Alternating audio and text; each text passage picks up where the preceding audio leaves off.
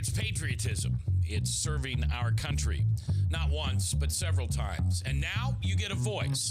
Today, special guest Bill Gray joins Tom Coates and I live on The View from a Pew on KTIA, Iowa. Let's get it started.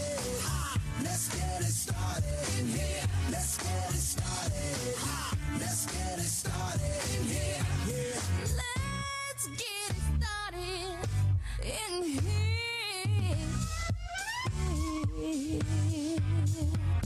Welcome to The View from a Pew, a conversation among Christians who are out to grow their faith by asking the simple questions, the tough questions, and the stuff you really wish your pastor would talk about. Come on now, let's reason together. It's your voice we want to hear. The phone lines are open, so join the conversation. Call 855-244-0077. That's 855-244-0077. Now, here's your host, J. Michael McCoy.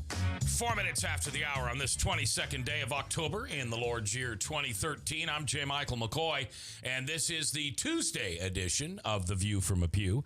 And as always, our special co-host, I can't call, you're not special anymore. You're just the co-host. I'm not special. No. You were special for the first 10 years, but now we're done with special. But no, our special co-host on Tuesdays is always Tom Coates, and we enjoy having him in. And for those of you that follow me on Facebook, you know that there are times when I say, hey, you want your voice heard? Come on the radio with me. And I really like to challenge libs on that because I have found, have we ever had a lib come in here? I'm trying to think. Well, I count on one hand. We get Rob Tully. We had Michael Libby once. I don't think we're ever going to get him back. Not with you here. We had a few others, but I can about count them on one hand, man. Well, and you're not on Facebook, but I find that libs have about 3 things to say on Facebook. The first is they just tell you you're wrong. Then they then they're offended, and then the last thing they do is call you horrible names, and then you don't want to deal with them anymore. But I always give them the opportunity to come on the show. Well, one day, I don't know, Bill, what were we talking about that day? I don't know. I posted something on Facebook and you responded, and I said, anytime you want a retired military rabble rouser, give me a call. And you came back like 2 minutes later. Hey, how about Tuesday, 3 to 4? Yeah. So this first time I've ever met Bill. Tom, you've never met Bill before. No. And his lovely wife, Dina, is here too, but she doesn't think she's going to talk, but we'll see. I'll bet you a Tootsie Roll at the end of the show she talks. But anyway, so we really don't have any opposition in the room. So we're kind of have to, just compliment each other and be nice. But all you can, you bring Bradshaw in here. You let Ed Fallon stand on the forum and I go know. off about his loony things. I understand. So it's not like you're not trying, Mac. I'm trying to give equal That's right. voice. I believe in the First Amendment. Everybody gets an equal voice. But so William Gray is our guest, retired National Air Guard, and we're going to talk about a lot of different things in politics nowadays. And maybe you've seen William Gray is what you are on Facebook, right? That's correct. And his claim to fame is what? You've been banned? I don't know how many pages have banned me from Facebook, and it's not because I ever insult anyone or use any kind of bad language. I just post facts. And a lot of liberals, they don't want to hear facts. No, they can't handle the truth. When who was the famous line from the movie? You can't handle the truth. Jack Nicholson. A Few Good Men. Yes. Yeah, when he said that was really focused on liberals. They can't handle the truth. That's right. And we found, I love Michael Libby, but that was the deal with him that day. We just kept throwing facts at him, and he kept going, no, I want this talking point. I want this talking point. But anyway, it worked out all right. All right, well, let's get to know you first for a little bit, Bill. Okay. And where are you from? Where's home? Born and raised north side of Des Moines, Iowa. Okay, and high school would then be Hoover? Class 87, North High School. North High School, all right. What are the North? Polar bears. Polar bears, all right. They're almost extinct, aren't they, Bill? According to Al Gore, but according to reality, no, there's more polar bears now than there's ever been. And did you go in the military right away? Yes, I did. I signed up my enlistment the day after my 17th birthday. I took my physical after semester finals in January, and I left for boot camp in August of '87. And what branch? United States Navy. Navy, okay. And what made you go Navy? Well, my dad and most of my uncles were all Navy. Okay, so it was kind of a family thing. Family thing. Did you ever have any doubt whether you'd join the service? No, sir, I did not. Okay, so this was just something you wanted to be since you were just a little boy. Yes. Now, is your father still living? We lost him 6 years ago. 6 years ago, but I bet he was awful proud of you during the time that you served. He was. And you went to the original Gulf War. Yes, the aftermath of the Iran-Iraq War. The tank when we were still escorting tankers in the Persian Gulf and occasionally getting shot at. And what was that called? Operation Earnest Will. Okay, so that was not. That was before Desert Storm. That was before Desert Storm. All right, somebody help me. What was the one that first George Bush put on? That was Desert Shield was the buildup. Desert Storm was the war. Okay, so was this before or after Desert Shield? This was before. I got home from there in January 11th, 1990, and Saddam invaded August 2nd, 1990. And so when did you go back over then? Actually, my next trip to the Middle East was not until 2007 when I went to Iraq. Okay. Now, were you on a ship, or what did you specifically do? I was specifically with the Navy. I was aviation electronics. I worked on SH-60B helicopters. We were on a destroyer, small ship. Way above my pay grade. I mean, I'm still trying to figure out how to get email on the smartphone here. And you're fixing helicopters? That's yes. Obama's line when he was asked where life begins. It was above his pay grade. This is above your pay grade. Yeah, that's right. That's about. But I'm telling the truth. Wow. I mean, that's really intricate, right? It was an interesting time over there. Now, you said electronics? Yes. So not the engine, but the electronics of the helicopter. The radios, the computers, the mission systems, the weapon systems. Yes. Wow. Okay. So if you got your hand. Tom, listen to this. Now, I'm just thinking here. You know where, what's our buddy, the lawyer? Rob? You know where Rob Tully lives, right? Yes, I do. I've been there. We could put the address in the GPS, and we could go out and borrow a helicopter, and then Bill could, fly us and hover us over his house with a big megaphone that says, "This is God. You must repent and become a Republican." Right? We could do that to him. Yes, we could do that. So what's the thing you learned the most in the Navy? Well, it wasn't something I actually learned in the Navy, but love of my country. I've been a lot of places around the world, and I really can't think of anywhere else I'd rather live. Because in the United States, there's a lot of things we do wrong, but most of the stuff we do right. What would be the? I've never been anywhere. I've been on a beach in Mexico for 6 days because my wife made me. But otherwise, I mean, really, dude, Nebraska and Iowa, all of my life. I might have gone somewhere for a couple of days, but I've never been overseas. Certainly not the places you've been. What's the one thing or the couple of things that Americans just absolutely take for granted? In fact, it kind of makes your blood boil when you hear some American taken for granted this. Well, to be honest, the people that sit home on Election Day. I've been places where when you go to vote, if you get home without somebody trying to beat you or kill you, you're lucky. And we have Americans that sit at home and they don't participate at all. They expect somebody to take care of them. And I've had kids in third world countries come up begging for coins because that's how they live. Yeah. And I don't see a whole lot of that in the United States. Just a lot of apathy from American citizens about how good they have it. Most don't have to worry about clean water. You can almost always find food. And it does make my blood boil when people sit at home and they don't want to do anything about it. Tom, think about that. Clean water. I know. I was listening to, I spent yesterday and the day before with Simon Estes, and one of the things he talks about is the million kids a year that are lost to malaria. The fresh water gets a bunch of them. One of the missions is to dig wells in these villages and provide them with clean water. Things we take for granted, Mac. Like you said, there's less than 500,000 students in schools in this state, And we take that times 2 for the number they lose to malaria over there in Africa. And then you talk about the fresh water and the things, Bill, that, the infrastructure that we take for granted. It would, it's like light years from where some of these people are. Yeah, we can get water. Let's just think for our studios downtown. Well, we have a bathroom sink. We have a dozen eating places within a block or a block and a half of here.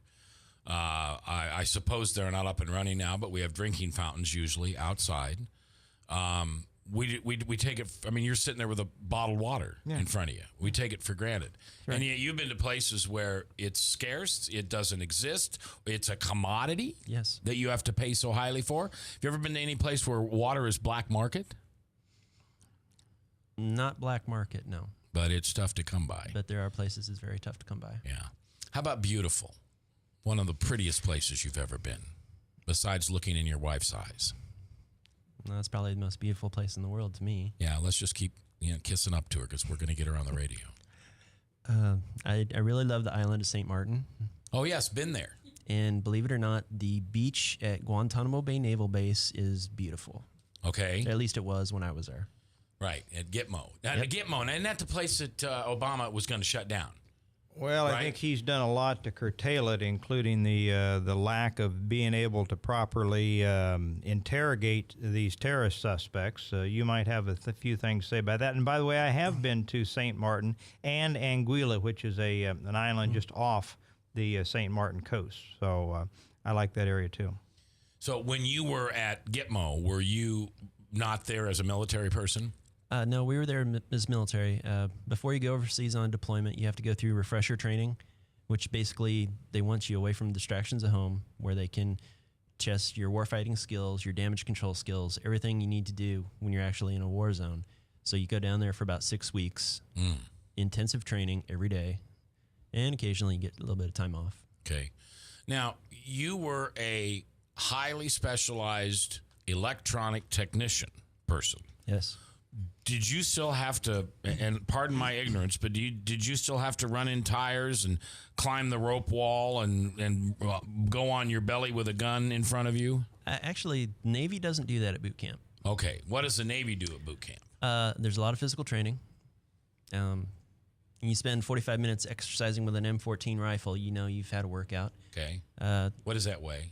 About 14 pounds. Okay. Which doesn't sound like much till you're holding it straight out from your shoulders. Yeah, just a little more than Tom does. Yeah.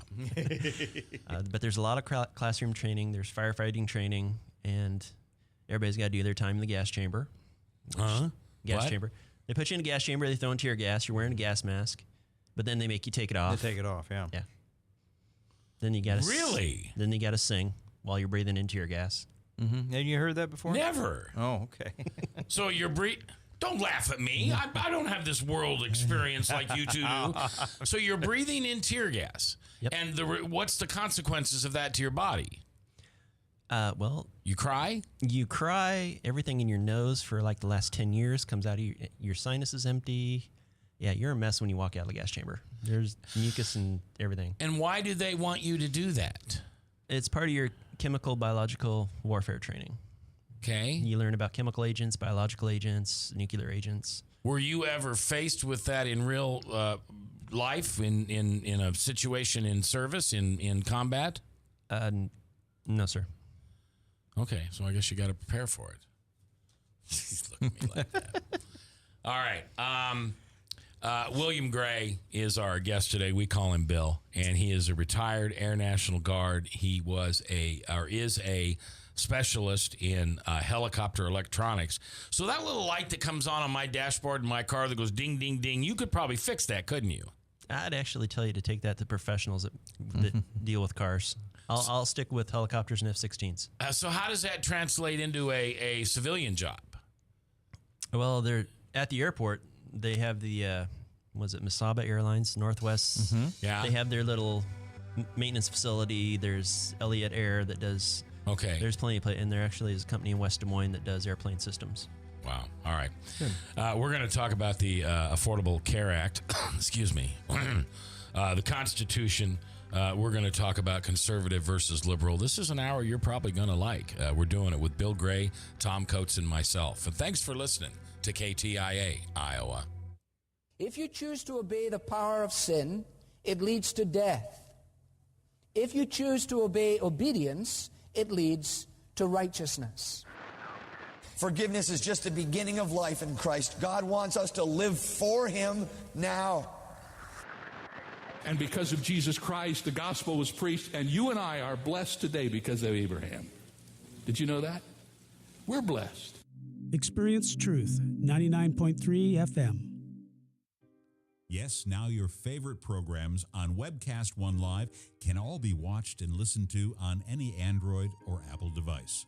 Your phone, tablet, or iPad.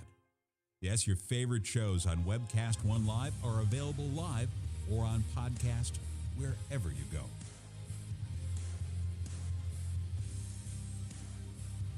Let me introduce to you some of our great shows. Shalom. Every week on Understanding the World with Rabbi David Kaufman, we'll talk about issues in the Middle East, issues related to the Jewish tradition and religious traditions in general, and keep you up to date on exactly what's going on around the world. You may know some of the story, but you haven't heard all of the story until you've heard it on Understanding the World with Rabbi David Kaufman and our special guests we have on every week. Hi, I'm Doc. You listen to me every Tuesday from 6 to 7 p.m. on Doc and Lefty radio podcast program, where we discuss all the relevant topics of the day, including state, local, and national politics. My partner in crime, Lefty, often likes to have a little bit of conservative justice served upon him, so please turn in for the fireworks every week from 6 to 7 p.m. on Tuesdays at webcastonelive.com. Thank you.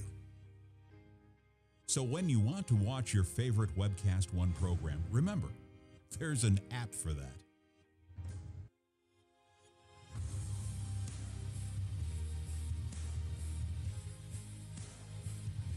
You know, there's an app for that.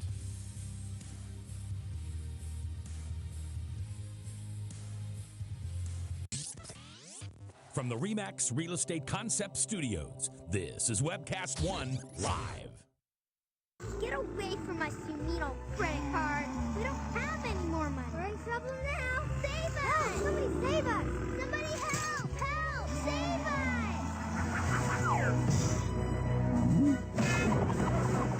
us! Hi, I'm Tom Coates from Consumer Credit of Des Moines.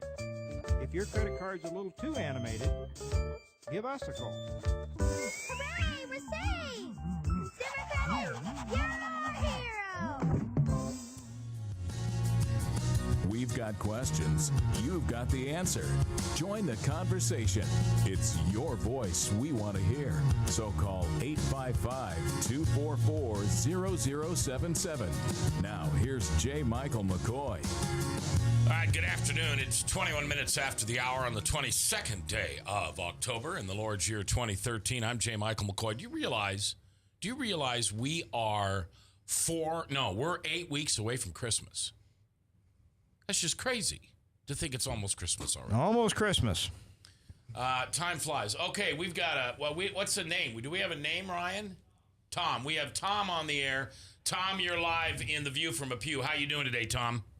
Great. Say, Mac, I just wanted to say the purpose of that gas chamber is because it drives home a faith in your equipment that nothing else can, the way nothing else can, because you're standing there in that room full of that gas and you're breathing a little harder, but it's because you're going through a filter and everything's fine. You take the mask off and realize what you've been standing in, and that drives home that faith in the equipment so that if you are ever under a real gas attack, you know, with great urgency, you get that mask on because you have faith that it'll save your life. And even if it's in a panic situation, you know, you'll fall back to, you know, what pulled me out of this last time.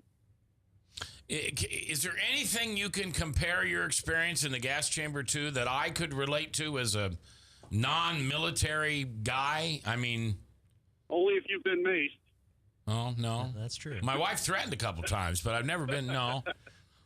All right, Tom. Other than that, thank you. I appreciate you calling. I appreciate you listening. All right, so I just, I'll thank you a dozen times for serving, but thank you again for serving.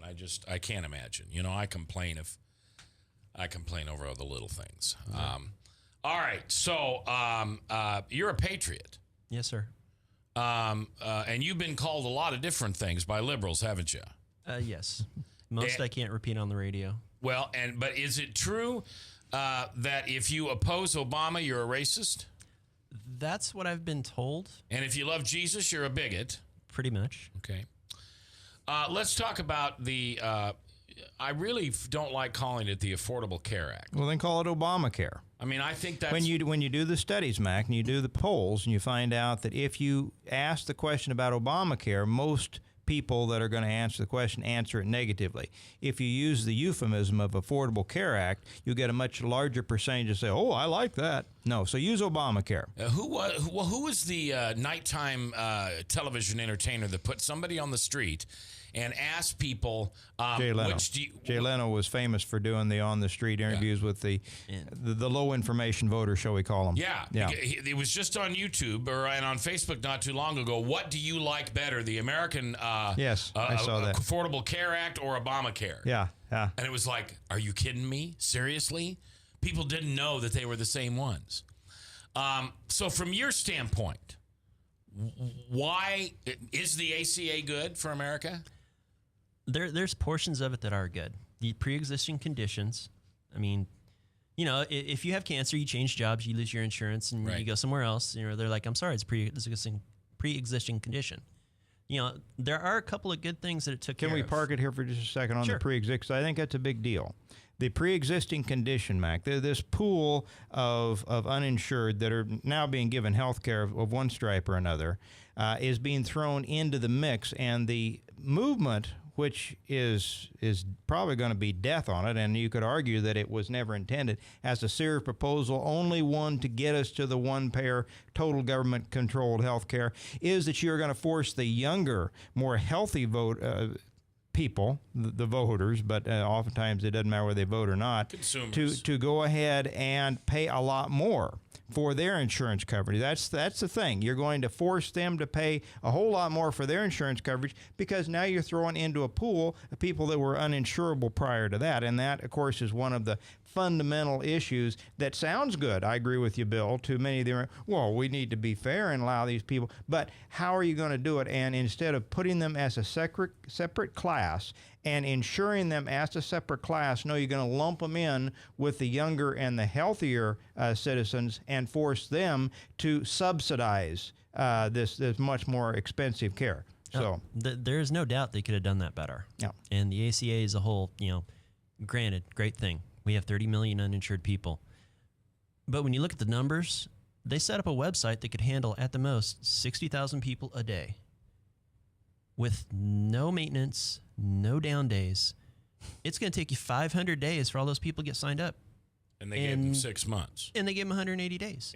Yeah. So either you set the website up to fail, mm-hmm. or you want to find a lot of people, or you have some extremely incompetent people running the system. You know who they hired? It was a Canadian company, and I heard the initials today. This was a company that had sought to, for the Canadian government, they're a Canadian company, and they had sought to register gun owners up in Canada. And they had done some things with their own government health care. All of them had been failures. They'd overrun time. They'd overrun budgets. They failed in their efforts to do this. And that's who the Obama people paid $90 million alone. Now, that $600 million that they paid over 3 years to set up the Obamacare. Yeah. $90 million went to a company that had no history of any success. I just heard that today. I mean, you could have gone to the private sector. And that's what we're saying. This was a left-leaning group that had worked with the socialist government up there, and they were anxious to work with them down here. You could have gone and spent a fraction of this money with private sector bids. This was a non-compete bid. This was there wasn't competitive bids on this stuff. Am I right, Bill? That is correct. This was handed out through the crony system. You pay and much of the network who are the ones that got in trouble for the voting rights violations? Acorn. They hired the Acorn types to oftentimes administer. Yeah, so and they're what are those sticking called? our money back in the pockets of these idiots and these crooks. What are those called? The people that you actually give your private information to? There's a name for them. Yes, there is. I can't remember what they're called. What is that name? But and that's the other thing that and I so wish I had a liberal here because I'd like to hear their answers. Because to us in this room, there isn't another side of this conversation. You said it so well, Bill. Okay, so you've got this many people to sign up. You give them how long to sign up, and you're going to run about 200 and some % short. Yep. Which automatically means these people pay a fine when there's no way they could have signed up in time anyway. That's exactly right. Now, isn't that called being a crook? Corrupt, being a crook. It's not transparent. Typical government way of doing business. I don't know. Bill, you've been around a lot longer than I have. It seems that the Obama administration isn't typical. It seems that it's corrupt, that it's much, much worse. History has always been my thing, and my parents always taught me, pay attention to the world around you. And I can honestly say I have never in my lifetime seen another president like President Obama. Yeah. I met the man once. Really? He came to the base, landed his big blue airplane for Earth Day. Yeah. And, with the shutdown, it had been shut down 17 times before this one, right? Right. And every time, eventually, the president and the other parties sat down at a table, worked out their differences. This guy, he says, no, I won the election.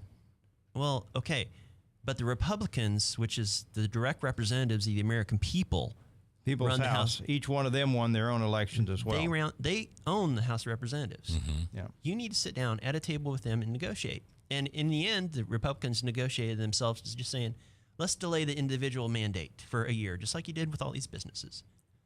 And today on the radio, I heard the White House is considering delaying the individual mandate for a year now. So, well, why couldn't you said that 2 weeks ago and saved us a lot of heartache? Right. And I hate the way the libs blame this on the Tea Party. The Tea Party was doing what they were elected to do. They were the only patriots out there. And I don't know whether I'm a Tea Party guy or not. You know me pretty well from listening and on the Facebook. Am I a Tea Party guy? I'd say you believe a lot of things that most of the Tea Partiers believe. Okay, because I'll wear that as a badge of honor. I'd have no problem with that.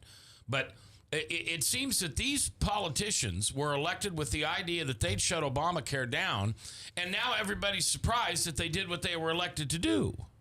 I think they call the word you're looking for, I think, was navigator a little earlier. Navigator, thank you. That is the right word. And I agree with you, Mac. I've never gone to a Tea Party rally function, but I think over 90% of my views would be consistent with Tea Party.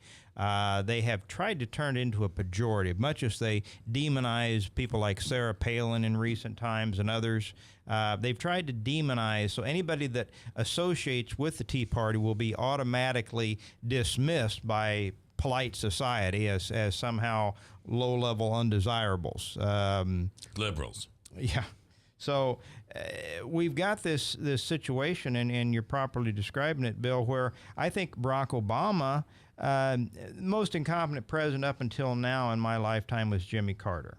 But he wasn't malicious. Well, we could argue about what Jimmy Carter was and wasn't, but I think there is, and the press will not acknowledge it. Now, they're starting to come around a little bit now with the chicanery and the incompetence on Obamacare, but the press will not acknowledge it. But I think that there is a huge incompetency factor in Obama and his administration. He is surrounding himself with virtually nobody on his administration staff that has any real-world experience. They're all either coming out of the ivory tower or they're coming out of government. They've had no private sector experience. And you've got a guy that is obviously, to me, very incompetent in most everything he tries to do. And yet, at the same point, you combine this incompetence with a huge hubris and arrogance that is almost unaccounted for. I mean, he's never much accomplished anything in his own life, and yet he's the President of the United States, and he's the most arrogant guy to ever walk the earth, it seems so. Well, just looking at him yesterday, he said that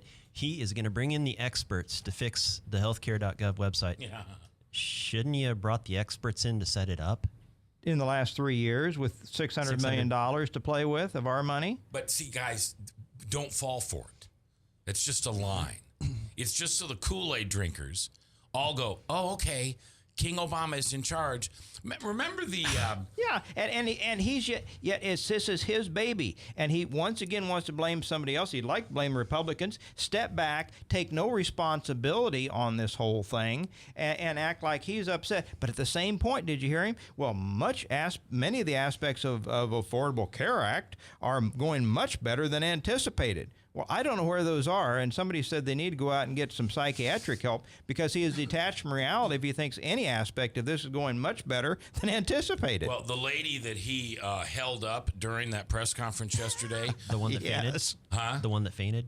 No. Okay. The one that he pointed out some woman who had signed up There for was healthcare. only one in that whole bunch that had actually signed up. I understand all the rest of them have want to sign up or have been trying to sign up. One woman that spoke had actually signed up, the first one in Delaware. But it took her like 7.5 hours, yes. and she was on hold forever. And yes. I think 60 Minutes or somebody went and talked to her, and it was just malarkey. Well, the metaphor was best when the young woman right in back of him just about fainted. Yeah, she was expecting a baby. And that was, I think that was very symbolic as you're going on about the great aspects of the healthcare system, and you've got a young woman that just about goes down right behind him. I think that's very symbolic. Well, and he made the joke. He's a good comedian. Him and Bill Clinton are both good comedians. He said, well, this is what happens when I talk too long. Yeah. But that was a good line. I'll give him that. Yeah. But what he was saying, he knew to be lies, and many of the statements he was making yesterday were outright lies. All right, Bill Gray is our special guest today. He's a patriot that we all need to thank for his service. He's a retired Air National Guardsman. Tom Coates is in the house. When we come back, we'll continue a little bit on the ACA, the Constitution, and the current state of the United States of America. Our home, which we ask God to bless, unless you're a liberal, and then it's the power greater than myself. We're coming back live here on KTIA, powered by WebcastOneLive.com.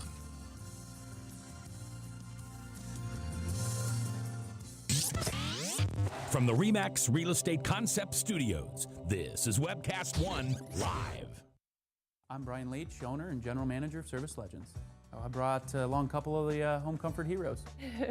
Hi, I'm Tammy Wells. I am Nick Wondershide. I'm administrative manager I am the senior technician from Service Legends. It seems like every good thing, when you feel it to the bone that it's good, there's a lot of hard work put behind it.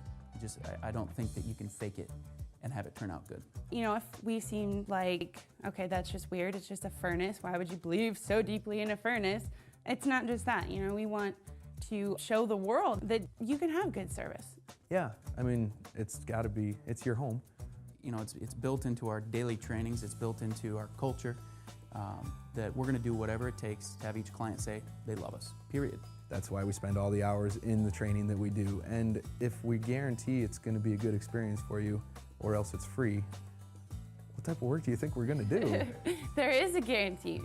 Temperature selection guarantee, fixed rider it's free guarantee, comfort guarantee, best value guarantee. All of these guarantees hold us accountable to ensuring that we exceed your expectations. And if for whatever reason we'd fail and we can't make it right, we guarantee all of those guarantees with a 100% money back guarantee. I mean, if you don't think that your technician can fix it right, are you gonna say that to a client? No. You don't have to worry about having a technician come to your house. We drug test, background check all of our team members. We put safe people in your home. Each and every one of our service techs, 400 hours a year in training. You tell it the minute they walk in the door. They know what they're doing, they've done their homework, and they actually truly care about what you want. Because at the end of the day, you're the person that makes sure I have a job. They're gonna be listening. They're gonna wanna know what your challenges are. Then they're gonna come and give you options, and you get to choose. If I'm there to help and I make it easy and painless, I did my job right that day. Well, when it comes to your comfort, safety, and your family, you know, you don't necessarily go buy the most expensive, but you get the most bang for your buck. Oh, it's worth it, because there's a lot of people that will find a way to get it to work right now and then leave and then come back, charge you again, and the cycle just repeats itself. So when I'm out there looking at the furnace, I want to find why it failed today. How can we change the part today with something that you're not going to have to worry about? Is it worth changing the part today? I mean, you can put a lot of money into a furnace. I can fix parts all day. There's good job security in that for me. But is it the right thing for you? I get a lot of the phone calls of after the technicians are there. They're just in awe. They're like, wow, you guys are great. I mean, I don't even know what to say. You guys are great. Everything you did was perfect. It was great. Keep going, though. I like this. Just give us a try. I'm going to take all the risk. I've got the time to make this right. I've got the support to make it right. Just check us out. And if you don't see the value in what we do, I mean, Fixed Rider, it's free or 100% money back. enough said.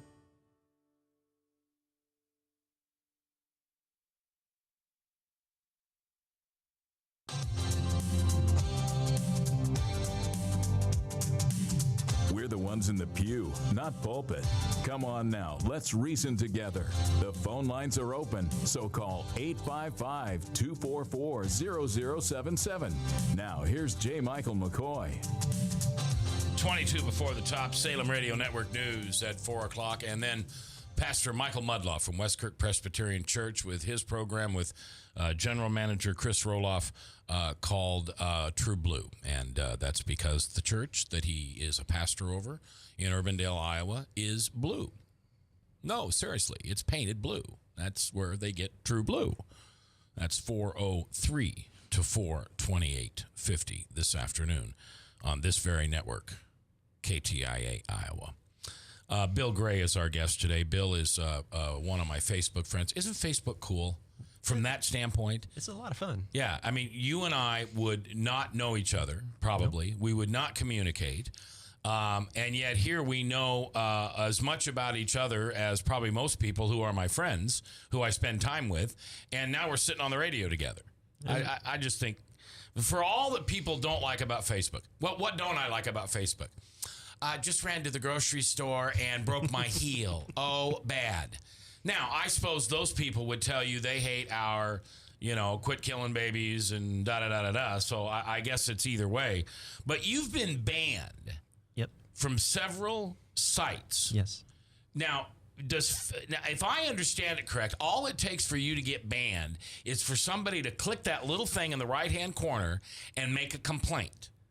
And they don't even have to type anything, right? They just say, this is a bad post or whatever.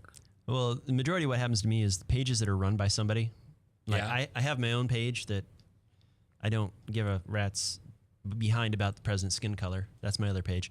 But you can go to your page and somebody says something, you can ban them from the page. You don't have to get Facebook involved. You can just ban them yourself. Right.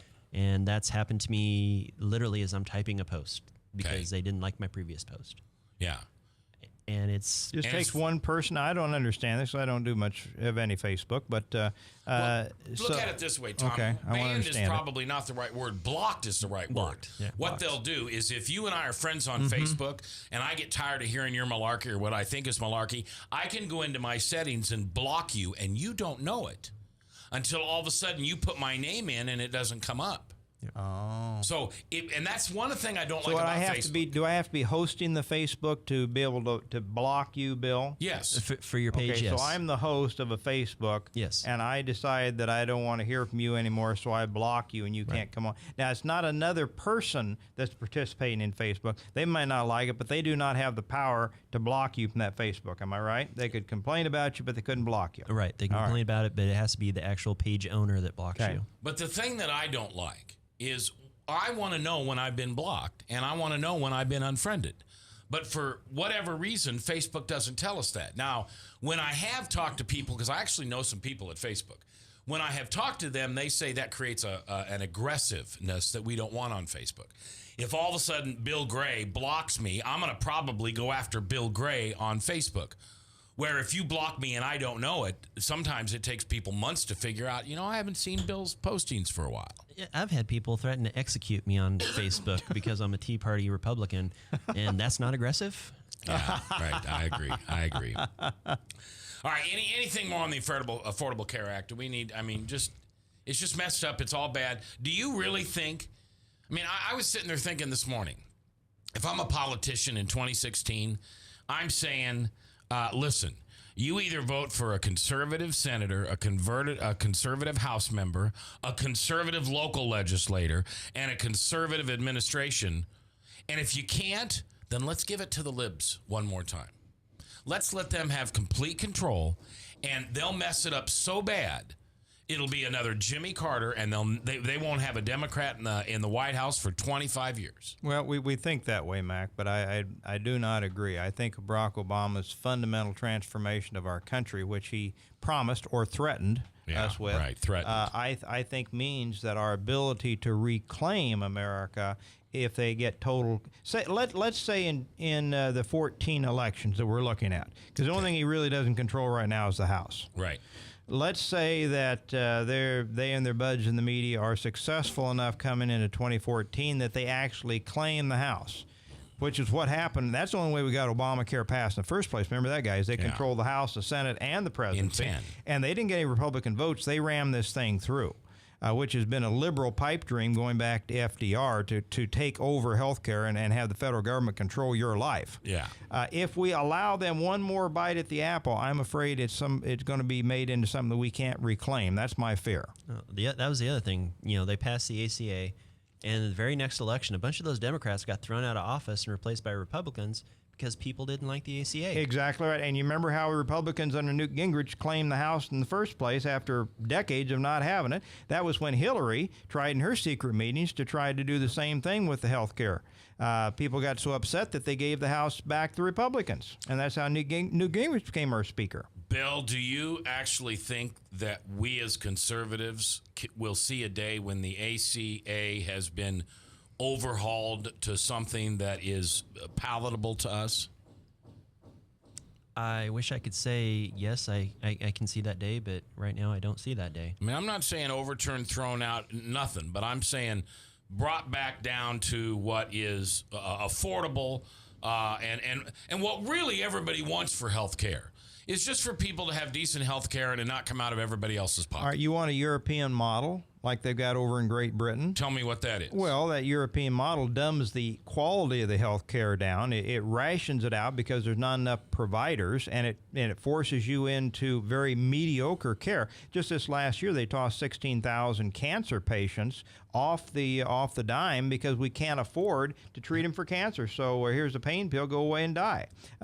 Do you want that kind of mediocre care? And no matter whether you can afford and want better care, you can't find it? Because I think that's the direction eventually it goes. I think the one-payer, government-controlled plan that will not compensate the doctors and some of the dentists for the time and effort and expertise they bring to the market. So many of them are going to retire. Good ones will not be coming in the pipeline. You'll eventually ration it down, and I think that's where we're going to go. And I think that gives the socialists, the statists, the power over your and my lives that they've always dreamed about having and never had before. Bill? Well, just an example. You remember when Bill Clinton a few years ago had his heart problems, had to have a bypass? Yeah. If he'd have been living in England because he's a retired worker, he would have had to wait 6 weeks to get that bypass. Okay. Which he probably would have died. Right. And he probably would have died before he got the operation because he's no longer a use to society because he's retired. Right. I don't want that kind of health care.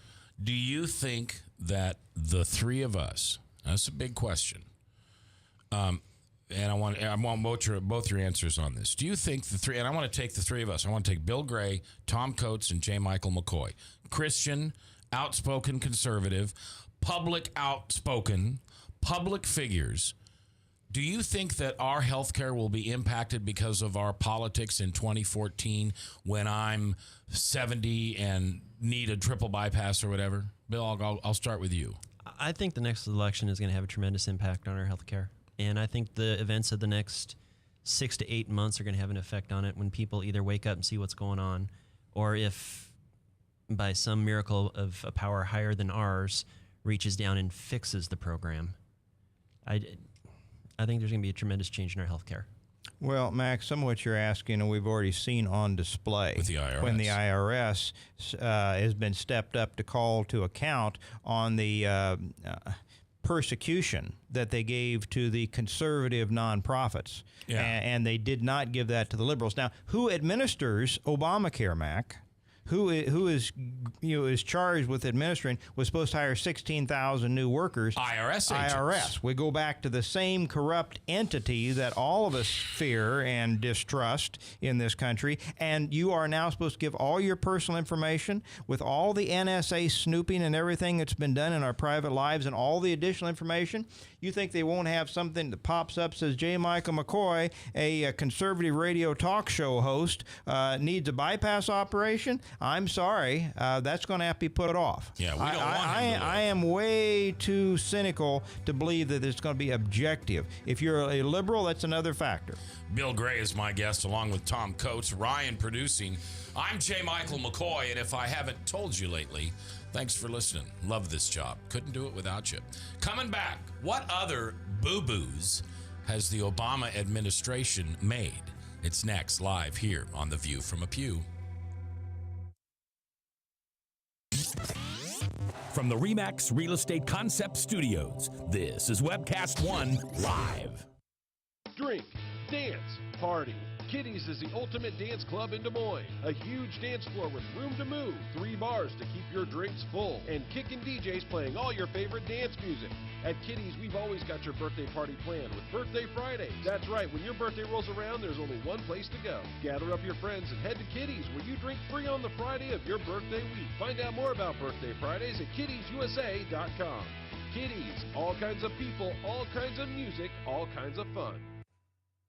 Drug and alcohol addiction slowly steals a person's identity, tearing away pieces of their life little by little until one day it seems like the hope of a happy future is gone and there's no chance of getting it back. Here at St. Gregory Retreat Centers, we can assure you that there is hope. Our unique approach to recovery begins with the understanding that the dysfunction and damage caused by addiction can be overcome, not just dealt with. Don't let another day go by. Call St. Gregory today. If you choose to obey the power of sin, it leads to death. If you choose to obey obedience, it leads to righteousness. Forgiveness is just the beginning of life in Christ. God wants us to live for Him now. And because of Jesus Christ, the gospel was preached, and you and I are blessed today because of Abraham. Did you know that? We're blessed. Experience Truth, 99.3 FM. From the RE/MAX Real Estate Concept Studios, this is Webcast One Live.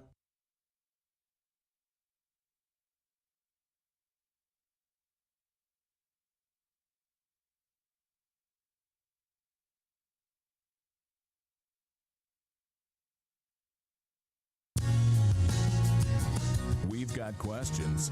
You've got the answer. Join the conversation. It's your voice we want to hear. So call 855-244-0077. Now, here's J. Michael McCoy. All right, it's 10 before the top of the hour. We'll be out of here in about 8 minutes. Then the Salem Radio Network News will update us on all the national news. And then Pastor Michael Mudloff will be in with True Blue. Bill Gray is my guest. Bill, thanks again for coming in today. And most importantly, thanks for serving this country for, 26 years total. Yeah. Ever since you graduated. And, of course, my buddy Tommy Coates in the house today, too. And we're not going to get you to even say hi on the radio, Deanna, not even just a hello. Hi. Okay, we got her on. Okay, she said I wouldn't do that, so she was wrong. Neener. All right, other boo-boos that the Obama administration has made. Here's one. And, Tom, I should let you take this one because you're the one that sent it to me. But why is it that England did not join us in this whole thing going on in Syria? One of the reasons was that Obama was a no-show at Margaret Thatcher's funeral, despite being invited to attend, thus snubbing England's invitation of the American people. Biden refused, Clinton refused. Who went? Republican Secretary of State George Shultz. The British took note of that fact that the Obama administration not to send one single senior member of the cabinet.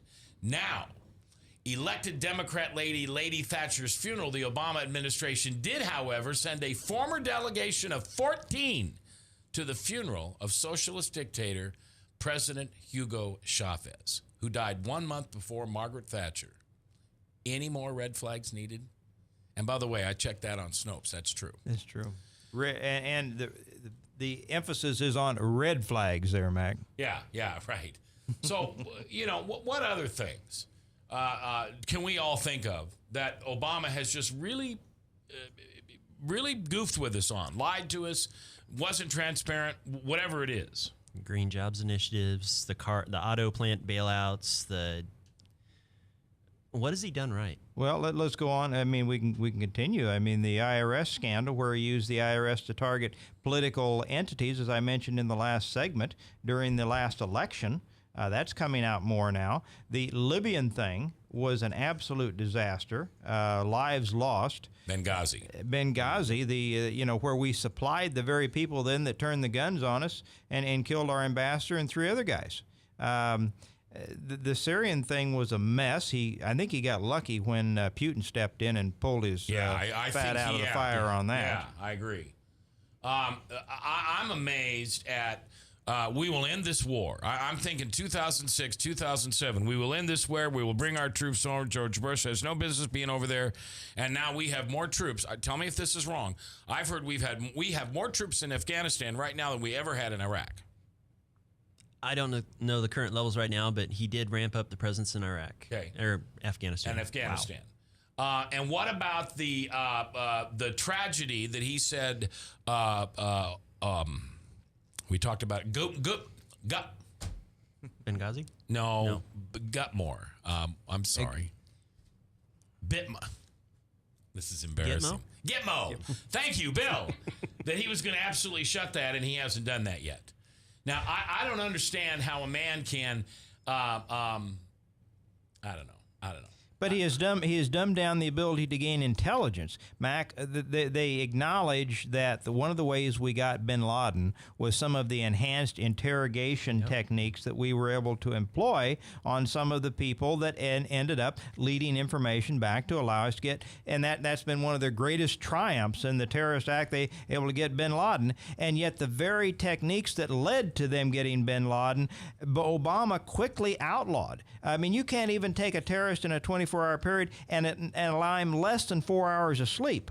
You can't even try to trick him into telling you anything. I mean, I heard the other day all the things that he has set up, which makes it almost impossible to get information. I mean, as you said, Bill, off the air, we treat our own troops in a more deprecating fashion as we train them than we allow these terrorists. What do you have to say about that? And you're right. We still use those same methods that Obama outlawed to use on terrorists. We still use them on our air crew when they go through their survival, escape, and resistance training. And same thing, waterboarding, sleep deprivation, loud noises, food deprivation. Here's another one. Obama said on October 27th, 2007, quote, "If I have not gotten all of our troops home by the end of my first term, I shouldn't be reelected." And yet he had ramped up the troops. Troops home for where? Yeah. And what's the one about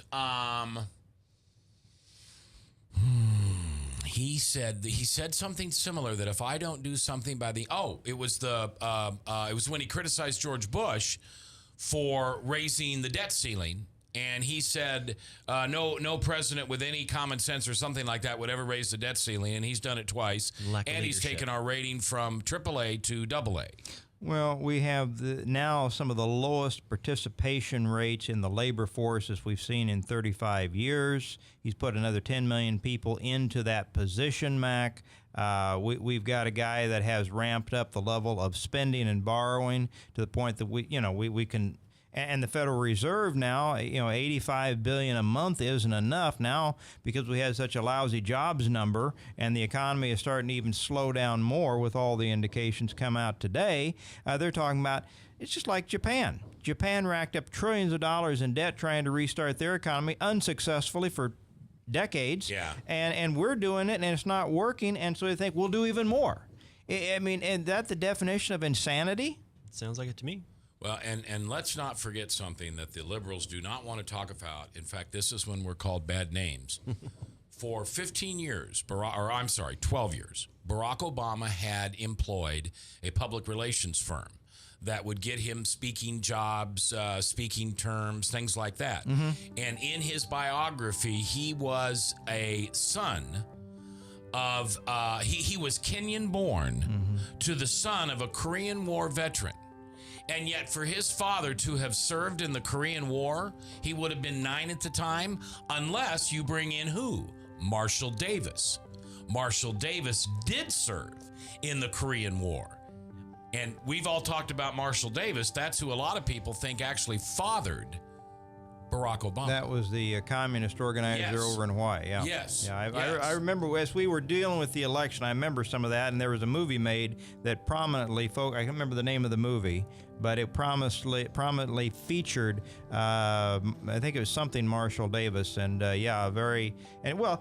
whether he was the biological father or the mentor, right? He had an awful lot to do with the upbringing of Barack Obama, one way or another. Mark my words, at 3:58 on the 22nd day of October in 2013, there will be a day when the real Barack Obama will be exposed. And it's not going to take us 50 years to understand who really killed Kennedy or who really was behind Watergate or how many women Bill Clinton really slept with. We're going to find out, hopefully, before you and I pass this world, that Barack Obama was a complete fraud. Well, I hope from your lips to God's ears, I hope that's exactly what happens so the low information voter can see it. Tom, thanks for being here. Bill, thanks for being here. You're welcome anytime. Thanks for having me. To you at home, I'll see you tomorrow. Otherwise, until we see each other again, just do me one favor, would you? On your knees with your eyes closed in the darkness and the coolness of an October evening, tonight, just pray.